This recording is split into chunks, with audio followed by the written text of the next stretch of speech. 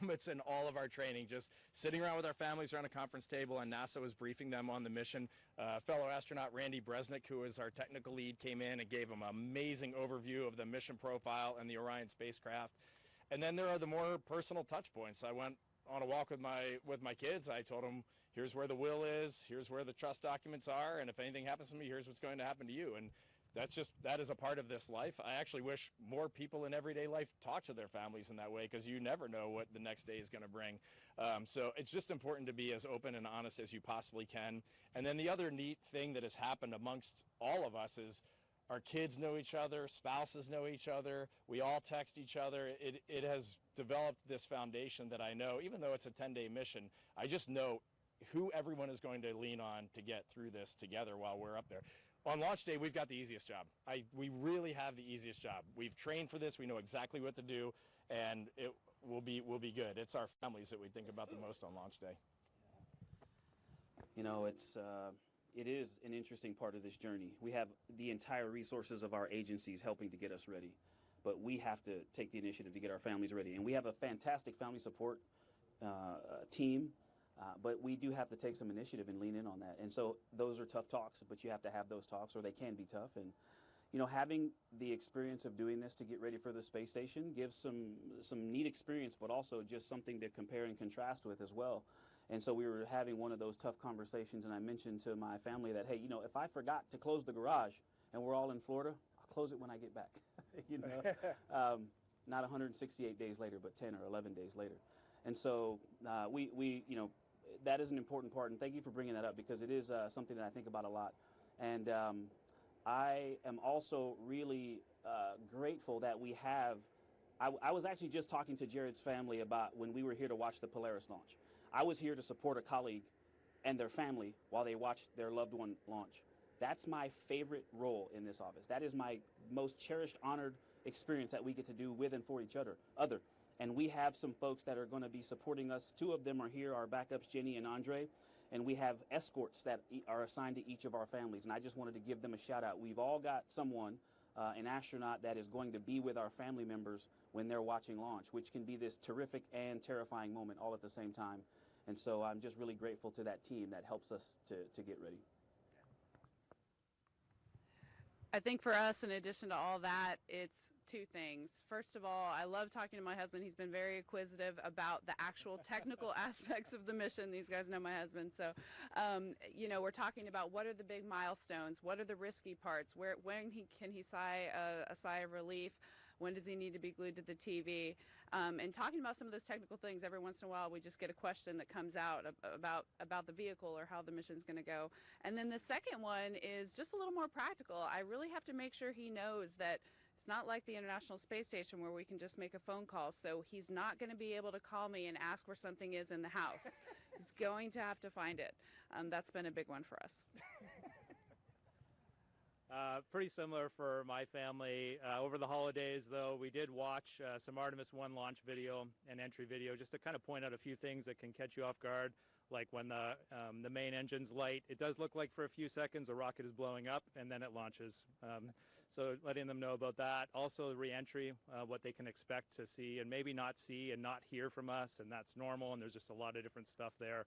And so during those times, to just be calm and patient and not make any assumptions. And then the other thing I told them, maybe this is good for all of you, is during the mission, you know, it's the first time we put humans on this rocket. And so we've done a lot of testing of these systems, but when we get to space, we will probably see signatures that look a little bit different from testing. Maybe not a lot different, but a little different. And then the team is going to do what the team does. And they are going to worst case scenario everything. And so if you hear any of it, it might sound really bad. It's probably not that bad. We're just going through what's the worst case scenario, what's the next worst failure. And that's probably going to be par for the course on a mission for the first time with humans on it. Can I take a little license here and I want to just say something to you all. Thank you for being here and helping us share, you know, all of this perspective and time with and gratitude with the world.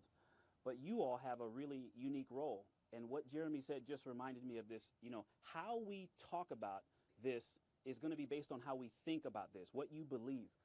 And this is a test mission. This is the first time. If we aren't pointing the thing right exactly at the spacecraft, we're not going to get that high definition downlink. And we could go, oh, darn. Or you could say, this is hard. And they're safe. and they're going to be back here in a few days. And so how we talk about those challenges, how you all talk about those challenges, is going to affect how the world sees this. And what we're doing is you know, we're swinging for the fence, trying to make the impossible possible. And so I would just encourage you to think about that as we all go on this journey together in a few weeks. And with that, we'll take one last question. Will Robinson Smith with Spaceflight Now. Thank you for the opportunity. You all had the chance to go down to the pad when the ML was there. You've had the chance to get up into the rocket when it was inside the VAB, but pretty soon you'll have the chance to go back to the pad with your rocket and spacecraft there. I know you are liking to stay, you know, focused on the mission and preparation, but can you imagine for the rest of us that don't have that experience of what that day will be like, the first day you get to go out to the pad when your ticket to ride is there? Thank you. I'm going to start with the simplest human element, which of course it's going to be amazing and all that, but I want to reflect back a month ago for our countdown demonstration test. We were in the vehicle assembly building. We were in Orion. Everything was fully powered. I was the first one to get in the seat. Ike gets into seat 2 next to me, and I was like, Ike, look, the dim button works on the display. And he's like, no way, because in our sims, that button doesn't work, and we can't dim the display at all. And I just want you all to remember, we are 4 human beings getting in this magnificent spacecraft, and sometimes the simplest things put a huge smile on our face. That human piece, I actually try to keep a lot of that to myself. I think there's a time and a place for it, you know, and so excitement, for example, is something I get asked about a lot, and I don't let that out often. I think it can become a distraction, or it's a long story I won't share with you now, but I can tell you this, having walked out to 39A and saw a Falcon with a Dragon sitting on top of it, there was I'd say 300 milliseconds where I thought, I'd just be embarrassed if I walked out of this and said, I'm not doing this, that's crazy. But then I stood there in awe that, wow, we're actually about to go fly that thing. And then when they got to 10, 9, it was like, oh no, we're gonna fly it now. And so I actually look forward to that, even though I am focused. I'm glad you started with that. I am focused. I'm not excited. I'm focused, but I look forward to a moment like that with that beast. As astronauts, one of the qualities that we talk about a lot is adaptability. This idea that, yes, you train and prepare for everything, but the most important thing is that you're ready to take on what you haven't prepared for. And so one of the things that these 12 years I've had in the astronaut corps has trained me to do is to not have expectations. So today is a day I trained myself not to expect. But looking over there, that's an amazing feeling.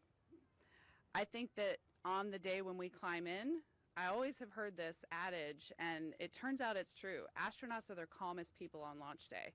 And I think we do that. It feels that way because we're just so ready to fulfill the mission that we came here to do, that we've trained to do. We are so ready to just give back that it gives us this intense feeling of calm and readiness. And I hope and try not to expect that I will feel that way. Last time we walked across that pad for the countdown test that Reid was talking about, and you go up the first elevator and you're on the bottom of the launch pad and you walk by the bottom of the solids and the 4 RS-25s, and even in that moment, it wasn't fueled and it wasn't creaking and moaning and it didn't look super scary, but in that moment, one of the things that I felt was gratitude. And I just see people when I look at that rocket. And people have poured their heart and soul into this vehicle, and it's truly extraordinary. And they're 24/7 here across the country, around the world. People are just pouring their hearts and soul into doing this because they're fired up and inspired by what we can accomplish. And so I know I'll feel a lot of things on that day, but there will be a fleeting moment at least of gratitude. And we are actually going to take just one last question, and then we will wrap this up. Yes, thank you. Thanks. Sorry, a little short. Sawyer Rosenstein with NASASpaceflight.com. I know one of the key things about this mission is the human factor of things, and I know you each get just a little personal kit that you can bring with you. Is there something special or sentimental that each of you is bringing with you that you're kind of proud to say, I brought this to the moon and bring it back to Earth? I have a blank piece of paper and a pencil, and I can't wait to write some thoughts on that. I don't know what to expect, and I don't want to go in with any preconceived notions, so I know exactly where that note card is, and I can't wait to jot some notes on it. My Bible, and my Bible, if that didn't go on the microphone, and an heirloom for each of my daughters and my wife. For me, it's handwritten notes from people that I love. The idea that I can hold in my hands way out there, or in my case in the past on the International Space Station, I can hold in my hands something that they held in their hands and drew on or wrote on. That is really special to me. So I hope to find some in my care package when I get there. Some things that definitely represent the people that put me in this position, but one of the most meaningful things is the 4 moon pendants that I gifted my wife and 3 children, I guess 2 years ago now, and they wore them for a while. I collected them back this summer, and they're on that vehicle right now, rolling to the pad. And with that, we will conclude today. Thank you so much for coming out and for your interest in NASA. And thank you to the administrator and the crew for taking the time to answer these questions. Just a reminder that we will have a follow-on press conference and media availability with the acting deputy director or deputy associate administrator of ESDMD at 10 a.m. at the KSC press site. Thank you.